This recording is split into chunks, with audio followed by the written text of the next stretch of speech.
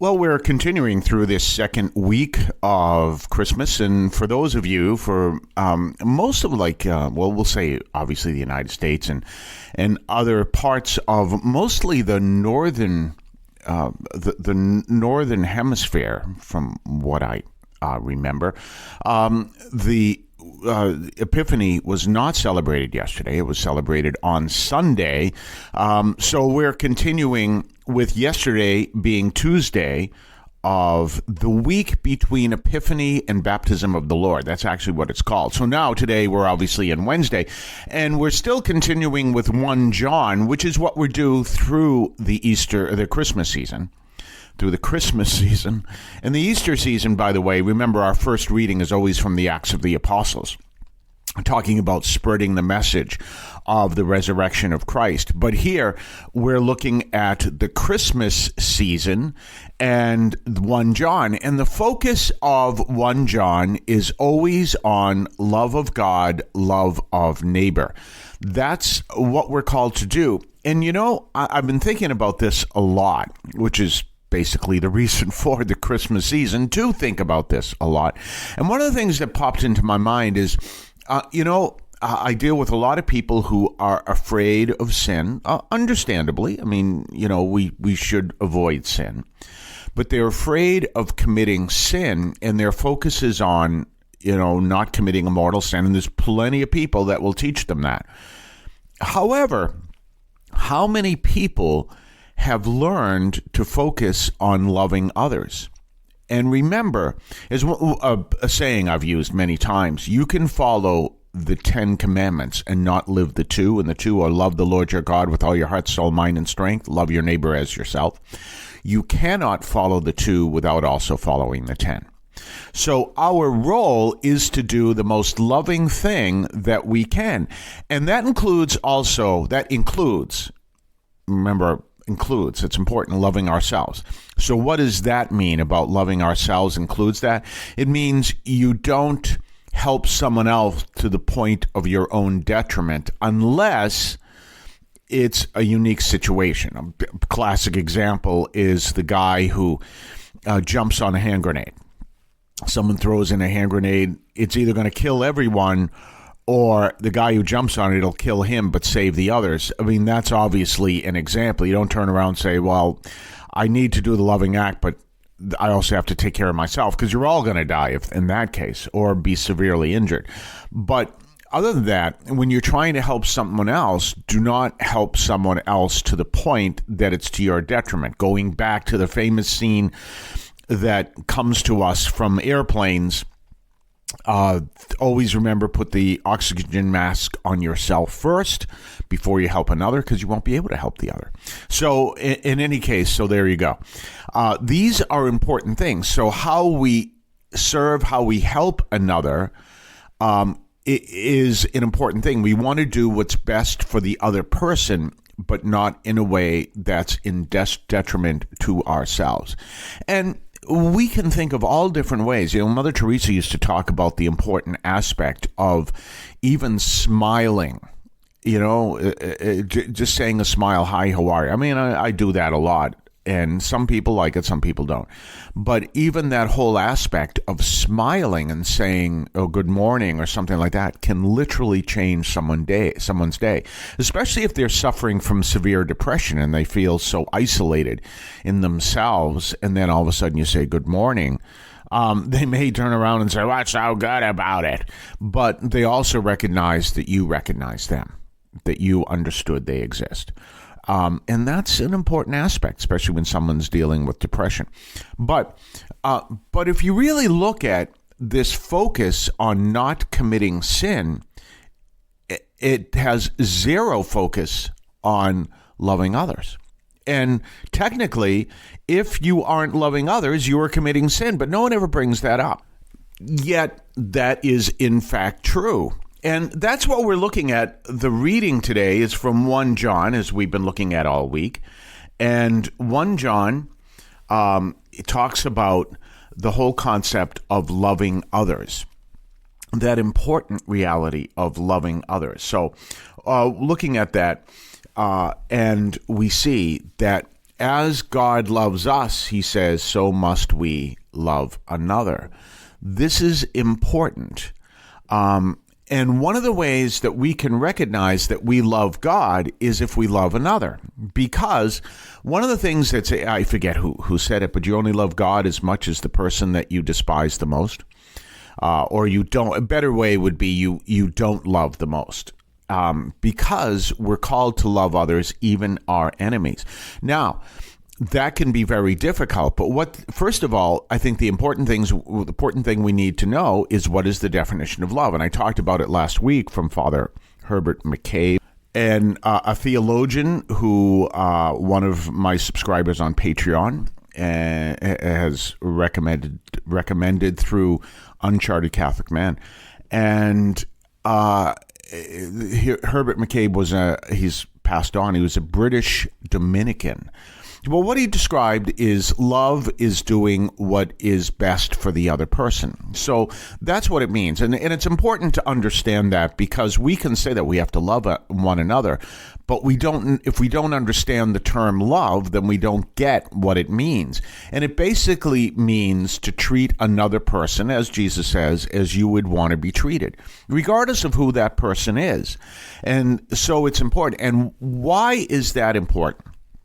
Because if we're treating another person the way you would want to be treated, and we're looking at within the context of the teaching of Jesus, then what we're actually teaching is to treat another person in a way that God wants you to treat them. So you're loving God and neighbor by doing that. That's me teaching here. So it's important. So regardless of who the other person is, if the person is your worst enemy, you can do what is best for that person. What's important to understand that is if you do what you think the person should suffer because he is your enemy, then you're doing your will over God's will. And what does God want you to do? To love the other person. It does not mean that you treat the other person as your best friend. He's not your best friend. He's your enemy. But you treat them as God would want you to treat them. That's loving God and neighbor. And this is what 1 John is talking about. You can have people who you don't like, you don't agree with, you despise even, but you can still treat them as human beings. And this is an important distinction. It's really important. And when we don't do that, then what we are doing is doing our will over another. So let's go back to what I was saying. Or actually, you know what? That was a previous version. Sometimes I do editing here. So let me explain something to you. One of the worst sins you can commit is detraction. That's from St. John Vianney. Now, what is detraction? This is one of the worst sins you can commit. This is what he says. Now, I want you to think about that. And I want you to think about all the people who preach on sins, and these are mortal sins, and don't do this, and and how many they bring up detraction. But St. John Vianney said that is one of the worst sins you can commit. Detraction is saying something bad about another person that, even if it's true. Now, that doesn't apply in cases where it should be said. So, for example, your next door neighbor you find out is a former bank robber. So the former bank robber, but now he's done his time and he's no longer a bank robber. And so what you do is you recognize he's a former bank robber. He's trying to make it go straight. You don't tell the whole world, well, my next door neighbor used to be a bank robber. Unless he allows you to tell, he can allow you to tell people. And why would he allow you to tell people? Because he would certainly know how you and your friends and everything can keep your money safe. Because he's a bank robber, right? But you don't, other than that, you don't go around telling people, my next door neighbor is a bank robber, because that's detraction, even though it's true. However, then your next door neighbor, who is a bank robber, who has ended up in financial difficulties, applies for a job at the bank as a security guard. And you happen to know you happen to know somebody, your cousin happens to be the HR director at the bank. Well, you could mention that. That's okay. Very discreetly. That's not a sin because you're kind of raising the alarm there because the person, your cousin, has a need to know that. But, and that may not be legal, by the way. I'm talking on a sin level. That may not be legal. Other than that, anyone you tell that your next door neighbor was a bank robber without his permission is detraction. And St. John Vianney would describe that as a very serious sin. So you've got to know that. That's really important.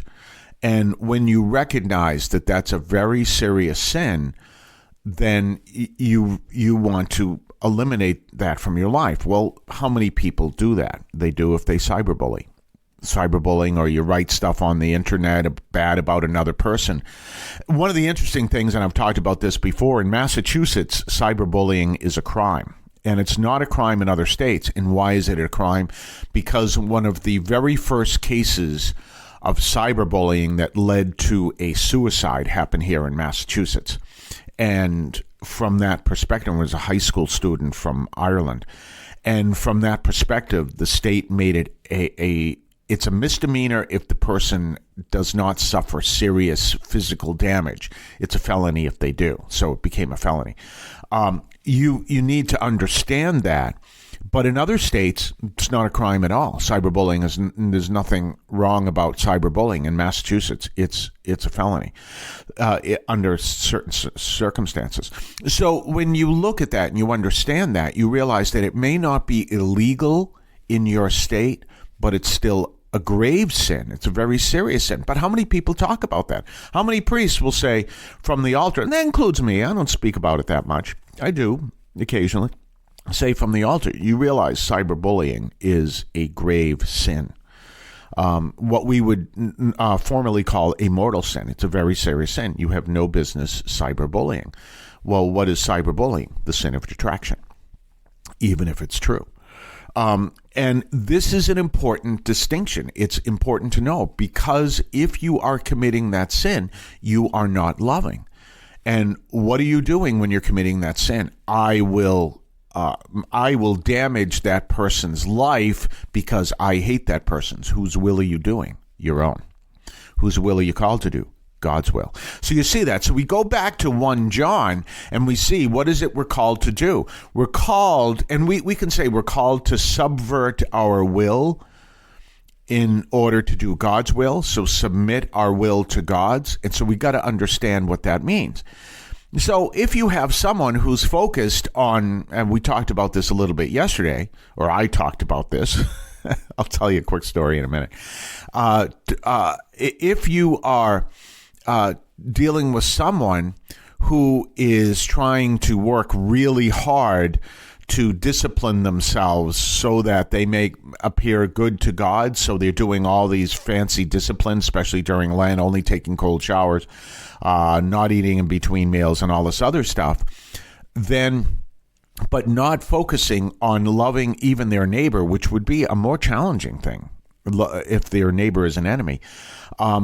Then what are they doing? They're doing things that, as Monsignor Jonas Abib once pointed out, the late Monsignor Jonas Abib, when he's writing a book on fasting, he says, if you want to do some fasting, he gave different ideas of how to do fasting, but he said, remember, the fasting that the church requires of you is fine, and that is to do 2 small meals and 1 larger meal that is not bigger than the 2 small meals combined. You know, you don't have to go days without eating. You don't have to drink just water all day. But that is a form of fasting, and it's what the church asks for. And he says, if you go over that, you can do that. But remember, there comes a point where you're only proving things to yourself. You're not glorifying God at all. So it's important to understand that important reality. Our focus has to be, as we see in this Christmas season, doing the most loving thing. And that may mean to your enemy. Your enemy say, hey, can you help me? And you're going to turn around and say, no, I'm not going to do anything for you. You're a jerk. Well, guess what? The Lord would say that's a sin. No, you have to do something good for even that person. Wow.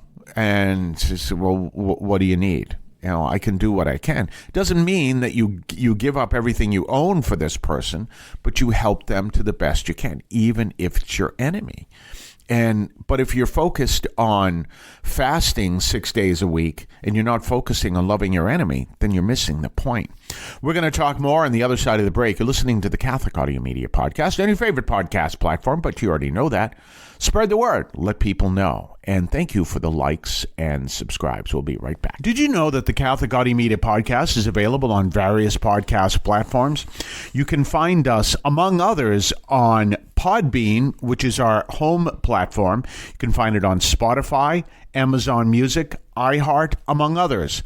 Just look for Catholic Audio Media, all one word.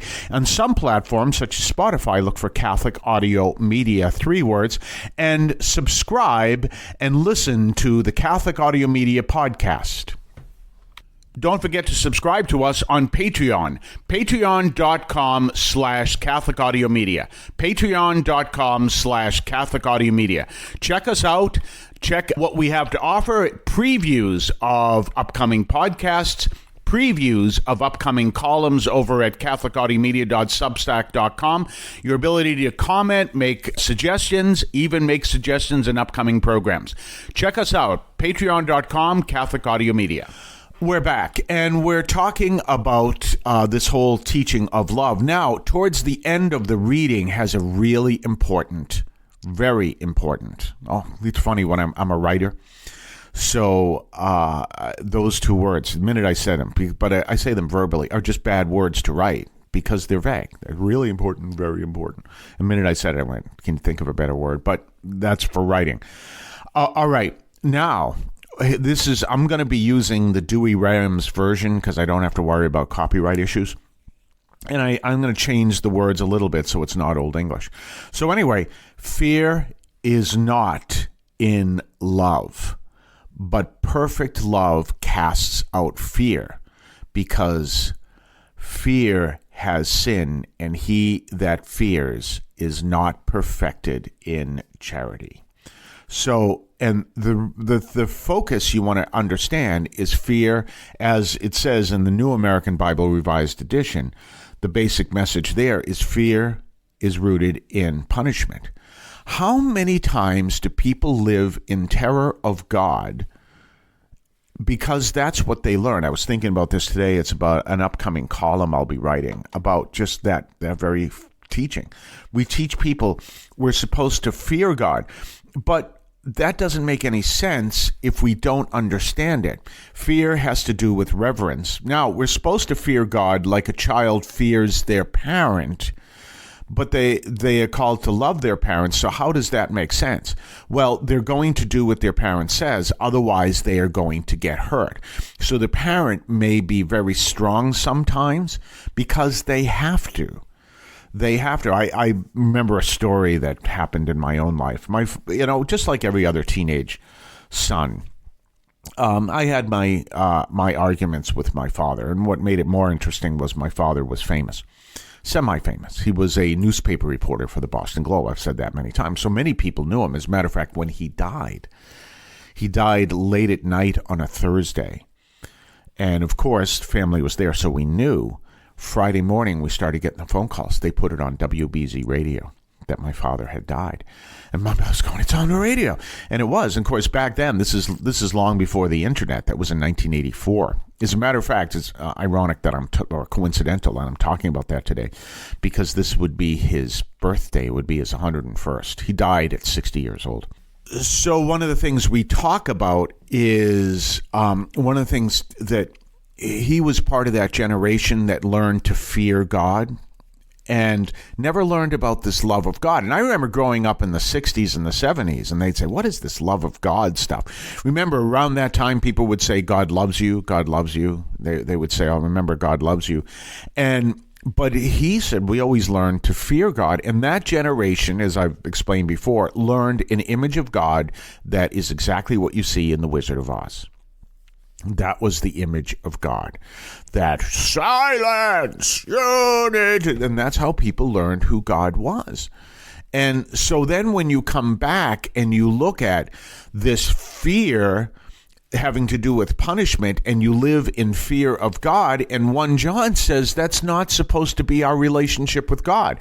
We're called to love others. We can be stern with others in order to help them, to discipline them in the right way. And I mean discipline in a verbal sense, and obviously not in a nasty sense. But we're not called to leave people to be terrified of us in such a way that they live in terror, because perfect love casts out all fear. So we should have that relationship with God, and that has to come from prayer. And when we have that relationship with God, we'll listen to God because we know he has our best interests, but we'll be good at not saying, I'm not going to do what God says because I don't care, and throw the baby out with the bathwater. We're called to love God, love neighbor. So if you are living in fear, then the perfect love casts out all fear. Then that's something that's telling you need to grow in love, especially in dealing with God. But you also want to have that reverence, because then you go the opposite. You go from the sublime to the ridiculous. Then you say, oh, God doesn't care what I do. I can do anything I want. Look, God, I'm going 115 miles an hour in a 30-mile-an-hour zone. He doesn't care. Yeah, actually, he does. But then that is not a loving act. If you're going the speed limit, you're not just obeying the law. You are respecting other people who are also on the road. Because if you know the speed, I don't know if you know this about speed limits. If the speed limit is 30 miles an hour, that means the safe speed. Now, I'm not telling you to speed. That means the safe speed is actually 35 miles an hour. So if you are going 30 miles an hour, according to the state, you are going just below the safe speed, so that if something happens suddenly, then you won't be able to hurt anyone. So that's the reason why you need the laws. The perfect love casts out all fear. So you want to go the speed limit as protection to your fellow citizens. Now, if you just live by fear, it says, well, the reason why I'm going the speed limit is because I don't want a ticket. Fine. But you do understand that. It reminds me of a story that actually that happened once. When you get stopped by a police officer, and I guess I didn't look at the speed limit or something like that, and I was going maybe 45 miles an hour in a 30-mile-an-hour zone. Shouldn't have been doing it. Okay. I got a warning. I didn't get a ticket. But when you've got the police car behind you, and then there you are in front of, and everyone looks at you. So I would just wave to them. They say, oh, hey, how are you? I don't know. The cop, I don't know if he ever saw it or if he minded it or anything. But it's because what? They're going to look at you anyway. Hey, how you doing? Hey, how you doing? But on the same lines, I realized that, I didn't know the speed limit. So I was going 45 miles an hour in a 30-mile-an-hour zone. Well, then I was a danger to people. And you might say, well, people do that every day. Yes, they do that every day, but that doesn't mean that you have to do it. And one of the reasons why you follow the speed limit is protection for other people. It is the loving act to follow the speed limit. So you don't want to follow it just because I'm afraid of getting a ticket. You want to follow it because that is the loving act. And that's one of the things to think of as we go into ordinary time next week. How is it that we do what the lessons are here? How is it that we love God and we love neighbor? We love God and we love neighbor by doing what the Lord calls us to do. And we do what the Lord calls us to do by exactly that, loving God, loving neighbor, by doing the loving thing. So following the speed limit is a loving thing to do. Why? Because the state has determined that is the safe speed in which you will do the minimum amount of damage if someone does something unusual. So you see that. And then at the same time, you've got the issues with liability. How fast was he going? He was going the speed limit. I remember I got into an accident one time where I was driving down in Broadway in Chelsea, Massachusetts, and someone did a U-turn right in front of me. It was in what would be a parked car. Obviously, if he's driving and it's not parked. And he does a U-turn, drove right in front of me. We got into an accident. We worked it out in the whole bit. But I was going the speed limit. So since I was going the speed limit, there wasn't an issue. It didn't really become a major issue because the insurance companies dealt with it. No one was hurt, but I was going the speed limit. He was doing something doing that put other people in danger, and we saw what happens. So you can see that. That's how it all works. And so our role is to do the loving act.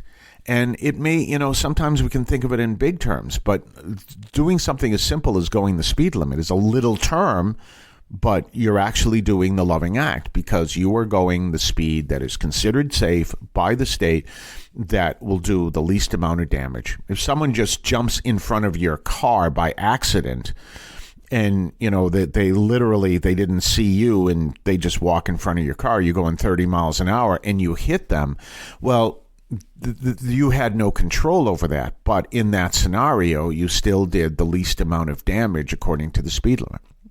That doesn't mean the person is going to be okay, but it means that this is why it's important. But that's a loving act. That's what you and I are called to do. That is the loving act. And it's always got to be that way. We always seek to do the loving act. You've seen on the news the whole issue with Maduro. And I'm not going to get into the political issues with that there. But this is why a government official, regardless of what country, if they're going to be a government official, they have to act. It's best if they're acting within the context of what the gospel teaches. Love your people. Do the most loving act for your people. If you don't, it's not so much you're going to get in trouble, which we see with what happened with Maduro and all the other stuff. It is that first of all, you're going to get in trouble with the big guy, but you're going to get, you're not doing what you're called to do. We'll be right back right after this. Do you have any thoughts on what topics we should cover here? Do you have any issues you would like us to address here? How about questions you might have? Would you like to audition for a volunteer segment? Then write our program at producer@catholicaudiomedia.com. That's producer@catholicaudiomedia.com. Let us know what topics you would like us to discuss about your Catholic faith. We will consider them, and if they are fit for the show, we'll put them in. Producer@catholicaudiomedia.com. Don't forget to subscribe to us on Patreon. Patreon.com/Catholic Audio Media. Patreon.com/Catholic Audio Media. Check us out. Check what we have to offer. Previews of upcoming podcasts. Previews of upcoming columns over at catholicaudiomedia.substack.com. Your ability to comment, make suggestions, even make suggestions in upcoming programs. Check us out, patreon.com, Catholic Audio Media. We're back. So tomorrow we're going to be looking at Thursday for the week between Epiphany and the baptism of the Lord. And we're going to 1 John 4:19 through 5:4. We are called to love God and neighbor. And so he really reiterates that. He says that. So remember that. We're called to do the loving act. If all you think of is don't sin, don't sin, don't sin, you're missing the whole point. This is why I love this reading. This is why I love these weeks of readings. It's really saying, don't be focused on don't sin, don't sin. You might never do what the Lord asks. Be focused on loving God and neighbor, and you will not sin, or you'll keep sin to a minimum. Always remember that, you cannot live a life without sin. St. Paul said that. You can do your best to minimize sin, but you're going to commit at least tiny little sins every day because that's just the way it works. Because you're not God. And because you're not God, there are things you're going to do. Slight some people and maybe fall to some weakness or something, but you're not going to be this corrupt human being who's going to destroy people's lives because you're focusing on loving God and loving neighbor. We're going to talk more tomorrow on Thursday of the week between Epiphany and Baptism of the Lord. Have a blessed day. The Catholic teaching in this podcast is reflected and presented as accurately as possible. The opinions expressed are those of the participants and do not necessarily reflect those of the Archdiocese of Boston or any other institution.